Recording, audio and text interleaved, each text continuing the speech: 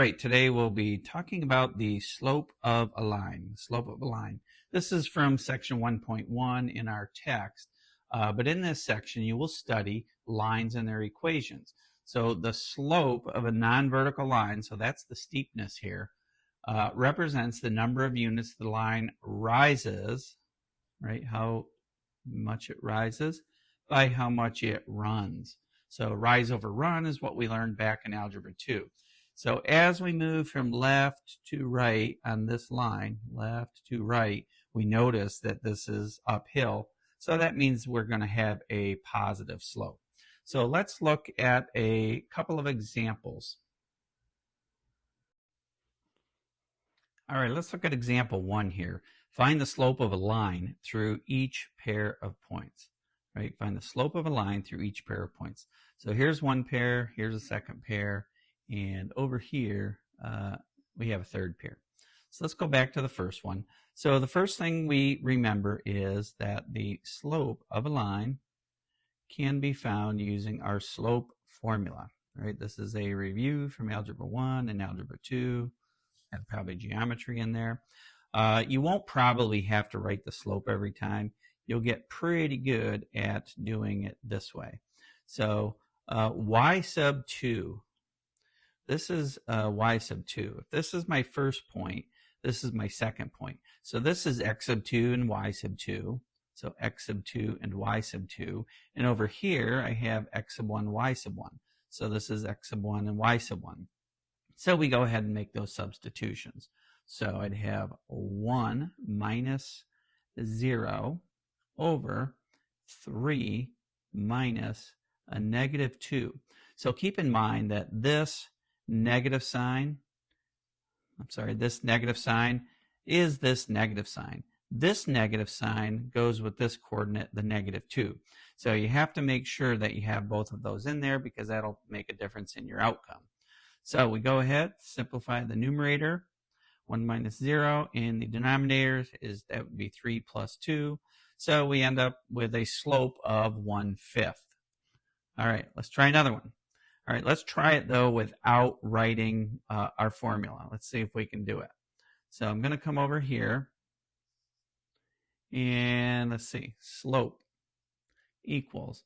All right, we have y sub 2 minus y sub 1. So that's a 2 minus 2 in the numerator. So you might already see something happening. And then x sub 2 minus x sub 1. So we would have 2 minus negative 1. And again, same thing as before, this negative sign is part of our formula, right, from over here, part of the formula. This negative sign is part of our coordinates, the x coordinate of the first point. So let's carry this out. And 2 minus 2 is 0, and 2 plus 1, that would be 3. So yeah, 2 minus 2 is 0. But whatever's in the denominator, as long as it's not 0, isn't going to matter because 0 over something that's not 0 ends up being 0. All right, let's go to the third part of this first example. And here's our 2 points. We have 0, 4, and 1, negative 1. So let's go ahead and write in y sub 2 minus y sub 1 over x sub 2 minus x sub 1. And then we can just go ahead and write my m down. I'd have negative 5 over 1, which simplifies to just plain negative 5. So that means if I plotted these points, in a coordinate plane, it's going to go downhill from left to right. It's going to have a negative slope. When you have a slope of 0, that means you're going to have a flat line. And when you have a slope that's positive, it means it's going uphill. So if I were to draw those, this would look something like this, going uphill. Over here, we'd have 0, so I would have a line that had a slope of 0 going straight across. And over here, that's a pretty steep negative slope. So that line is going to be coming downhill. I was going to try to draw a dotted line, but it comes downhill something like that. So it's fairly steep. All right, let's get on to the next example. All right, so in this section, they talk about the point-slope form of an equation. So this is, you're looking at the point-slope form. The point is x sub 1, y sub 1, and the slope is given as m. So this is, it's just a rearranging of our slope formula. So if I quick jot down the slope formula here, if I were to multiply both sides of this equation by my change in x, then I'd have m times my change in x, which is what we have right here. So sometimes you will be looking at a problem that says, like an example number 2, you're given a point. Let's suppose we're given the point 1, negative 2, and we're told it has a slope of 3. Can I come up with an equation for that line? And the answer is, yeah, just substitute into this point slope formula. So let's see, I'd have y minus this y coordinate, negative 2. And again, keep in mind, this negative is part of the formula. This negative is part of this coordinate over here. So we want to make sure that we include that. So, and it equals the slope, which is given as m equals 3 times x minus x sub 1 is 1. So right there, you're done, unless it says to write it as a line in slope-intercept form. This, you'll never get taken off if it says write an equation. That's an equation of a line. It's a point-slope line. Here's the point, 1, negative 2, and here's its slope, 3. So that's it for example number 2. Let's look at the next example. So over here, next example I'll show you is going to use what we know as the slope-intercept form, because when it's written in this form, it's function form, it's solve for y, we know the slope and we know the y-intercept where it crosses y. So an example might look like this.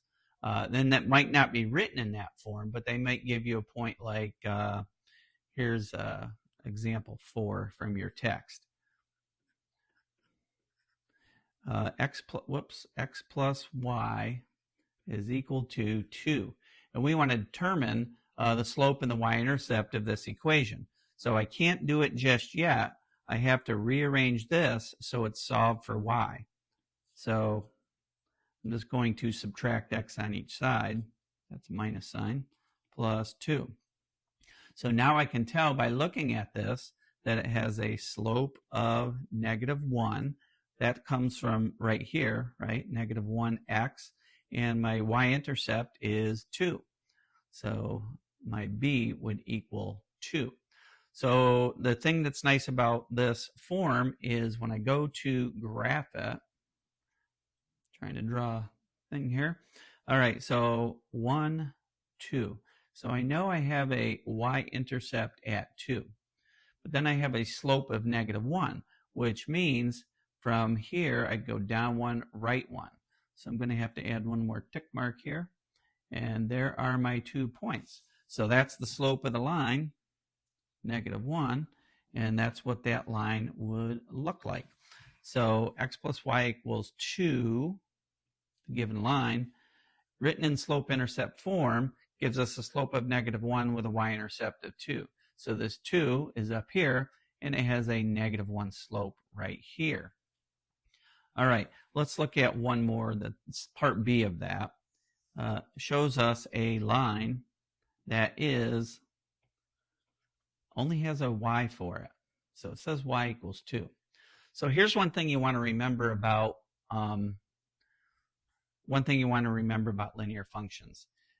If the equation has the letter, it's going to cross that axis. Like over here, we had both an x and a y. So we know this has to cross the x-axis and the y-axis. So since this one only has a y in it, it's only going to cross the y-axis. So if I were to draw a Cartesian plane here, 1, 2, let me switch colors so this looks a little bit more gooder. It goes right across at 2. This is the line y equals 2. So And if I wanted to know its slope, I would say it has a slope of 0 because there's no change in y. So this, think of it as a flat line. If you watch like a TV show with medical, people on it, and when a person flatlines, that means their pulse is 0. So think of it that way. A flat line means 0. And then, of course, the y-intercept is right here at 2. So my y-intercept, my b, is 2. Or if you check in the answers, it might say that that is the 0.02. But these two things can be used interchangeably. All right, ready for the next example, mathletes? All right, so this is example number 2 from the text. It gives a line, and then it says find a line that's parallel, not only parallel, but another line that's perpendicular to this line and goes through the point. The point given was 2, -1, and we don't know the slope yet, so we only have this as a given. So we need to rearrange this into y equals mx plus b form. So let's go ahead and do that. We subtract 2x on each side, which gives us this, and then we have to divide both sides by -3. So y equals 2/3 x minus 5/3. All right, so now we know what the slope of this line is. It's 2/3, and we know it goes through this point. So at this point, get it? I would just go to my, and you may not even have to write this out every time, but just since it's part of the lesson here, I will say y minus, this is y sub 1, -1, equals my slope, I just figured out, was 2/3, and x minus x sub 1, which is 2. And it's having us write this in slope-intercept form. So we can go ahead and do that, no problem. So let's see, that simplifies to y plus 1. And I'm going to distribute 2/3. So 2/3 times x minus 4/3. And then I'm going to add 1 on each side. So 2/3 x. So I have -4/3, and I'm subtracting 1, which is 3/3. So -4 minus 3 would be -7/3. So then I just write that down. All right, so while we're fresh on this one, the next part of this, it's the same equation, the same point, only now it's saying to not find a point that's parallel. Remember, parallel means it has a slope of 2/3 and a slope of 2/3. So the only thing we have to do is figure out what would be the slope of a perpendicular line. So I'm going to come over here. I have some more space to write. And if a line has a slope of 2/3, then it has a, I do m sub perpendicular, is the opposite reciprocal. So the opposite of positive, like over here, is negative, like right here. And if I have 2/3 here, I reciprocate it as 3/2 here. Then I'm going to go right back into this formula, and instead of using 2/3, we're going to use -3/2. So let's do that. Y minus -1. Remember, we're using the same point right here, 2, -1, equals -3/2, because now we're finding a perpendicular line, minus 2. And let's see, simplify y plus 1, distribute over here, need to have -3/2 x, negative times negative is positive. The 2's cancel, so it's just plus 3. And then I'm going to subtract 1 on each side. So let's do that. Y equals -3/2 x plus 2. Because 3 minus 1 gives us 2. So there we have, here's a line that is, meant to be pointing, here's a line that is parallel to this point, or I'm sorry, it's parallel to the original line, which is right here, and we found its slope by rearranging it.